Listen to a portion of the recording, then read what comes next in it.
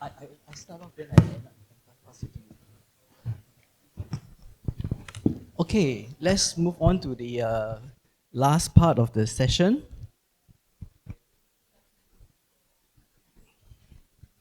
Okay, so this is the business meeting where we give sort of updates on what's happening with APLC and all the questions and so forth. So we recently had our EXCO meeting, so there are quite a few changes to announce, and we realized that there are some guests that I mentioned. So we want to sort of introduce the background of APLC because we get a lot of questions.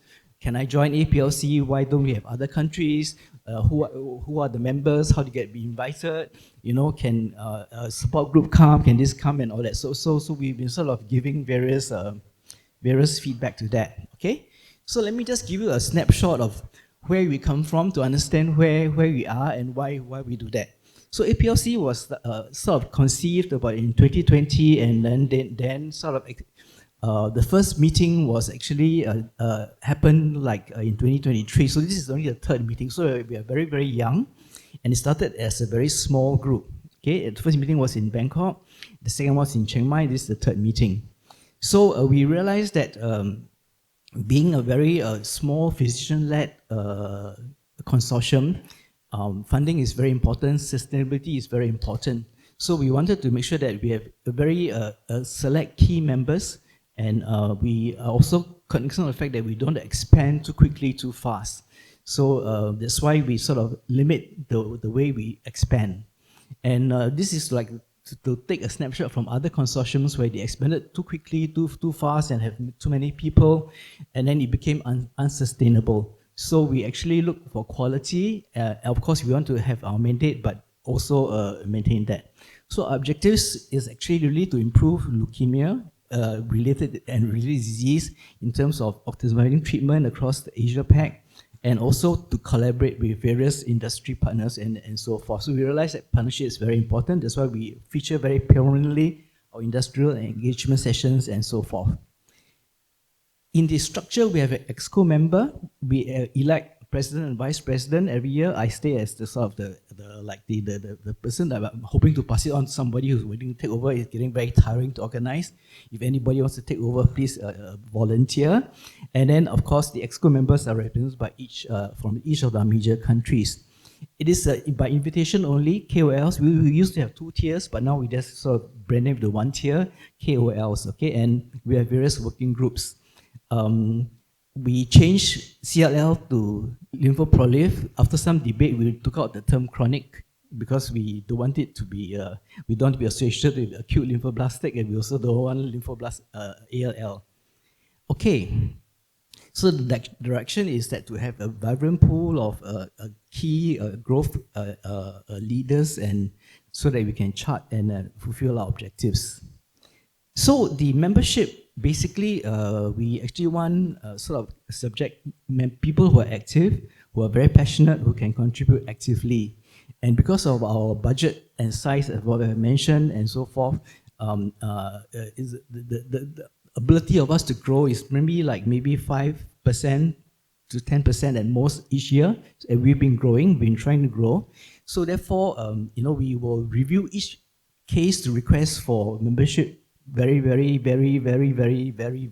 closely.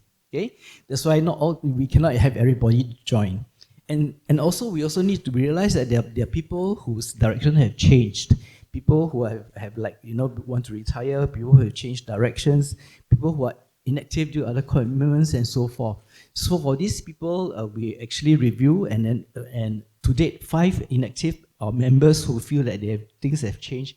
We have to have sort of removed them from the consortium so that we can at least get more people to join, okay? So bear in mind that the membership is not transferable. If you cannot come, please don't ask us whether I can just ask my friend to come and so forth, okay? So these are things that we struggle with all day, okay? So that's why the numbers remain like that. But we try to expand and include the younger people, especially for the countries that we go to. So like in Malaysia, we try to include a lot of the younger people. And when we go to the next country, we will try to expand that. And we want the ability to influence. So our idea of opening up to the local people, local experts, especially the younger group, to encourage them to come along, will continue, and we hope that that group will come, it will expand. We also hope to engage the farmer, okay, very meaningfully. They have been very, very supportive. We are really appreciative. But bear in mind that it is quite painful for us at APLC level because various farmers at different levels have different levels of compliance, their own policies. Each country is different. Each region is different. Each farmer is different. So we hope that you can then sort of help us meaningfully help us manage the expectations. And of course, compliance is a big issue, and compliance is quite a pain, to be honest, for some of the farmer and us. Okay, so we have had our EXCO meeting. We have some changes to announce. So our travel policy has been 6 hours, irrespective for all, as long as you travel for more than 6 hours to offer business class travel.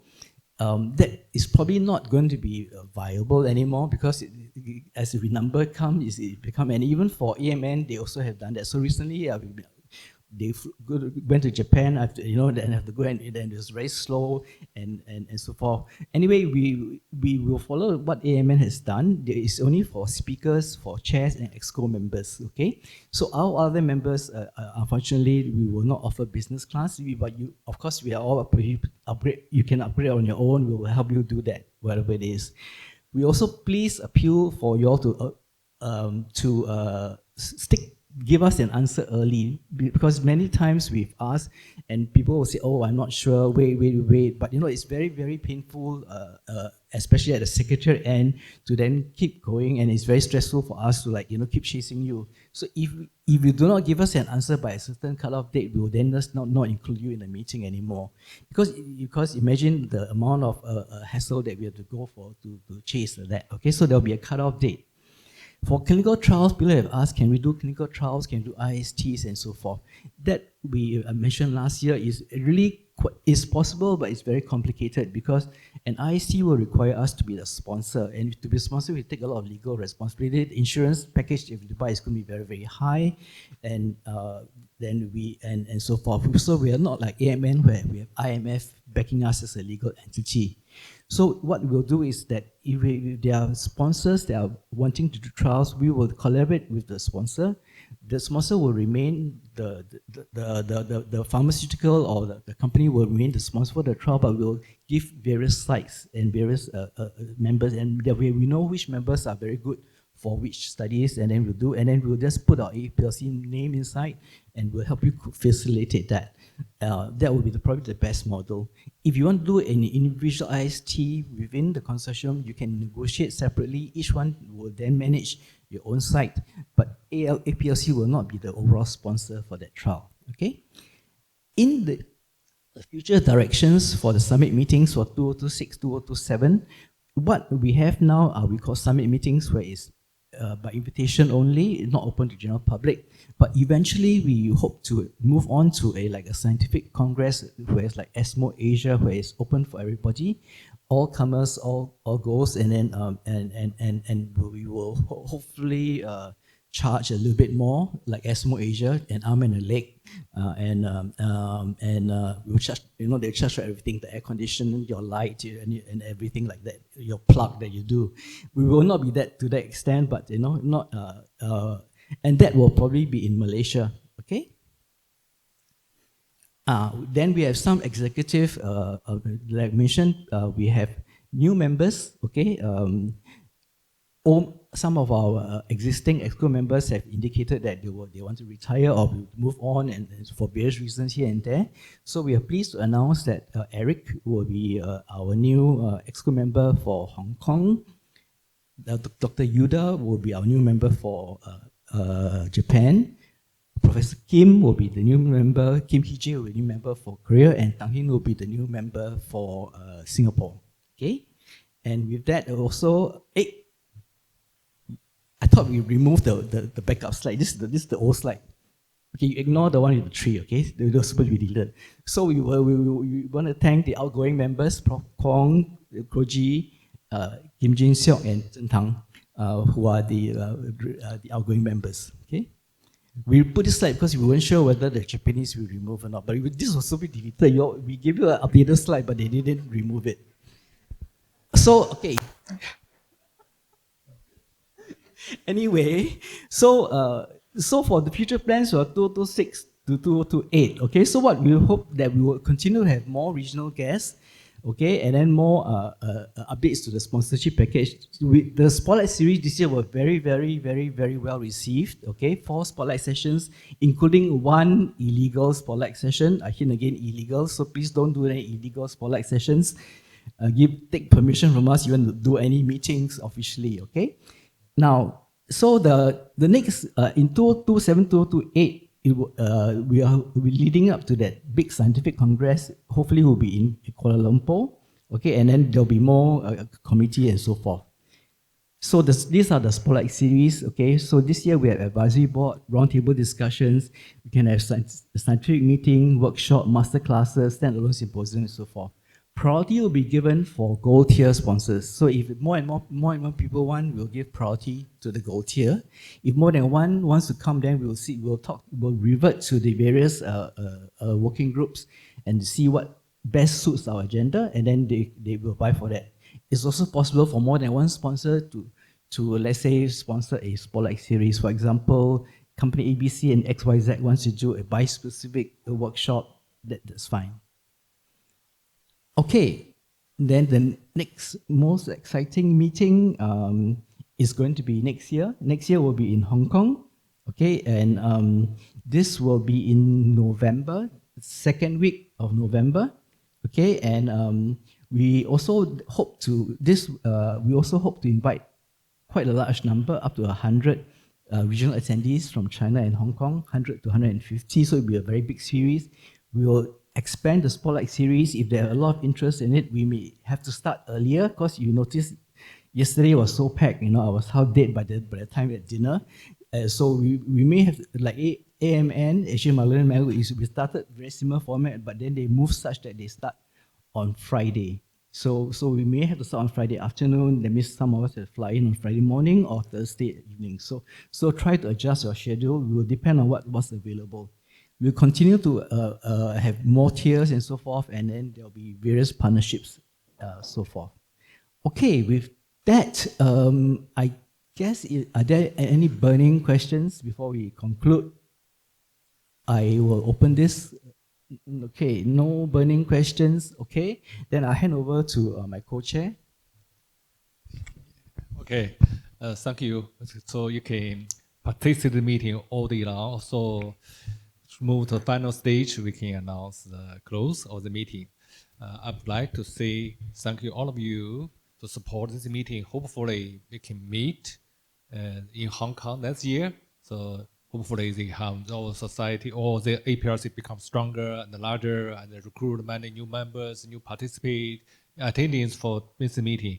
So becomes a popular meeting, I think, in these regions. Thank you all. So you have, hopefully you have a safe and trip back to your home. Okay. And we want to invite Eric to come on board, but Eric has flown, so Carol will come on board. Okay. To welcome you all to on behalf of the Hong Kong Organizing Committee, and then you can sort of share what's exciting, what's good to eat, what's good to see in Hong Kong.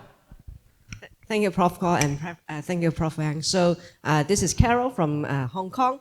So the Hong Kong team is very honored to have the opportunity to host the next APLC Summit meeting in 2026. So November will be a perfect season to visit Hong Kong. The weather is milder, it's less likely to have typhoons or heavy rains, terrible rains. And you may even catch the wave of the Double 11 shopping festival. So a lot to shop around. And as you all know, Hong Kong is very famous for its busy, bustling city life. And so it will, and we have a stunning skyline, so you can go to the pier, pick tram, or do some more old-style tram around the Hong Kong island. And we are also a very culturally rich destination. We have great food, And we also have a very nice blend of Eastern traditions as well as Western influences. So we, the Hong Kong team would like to warmly welcome you all to visit us next year. Thank you.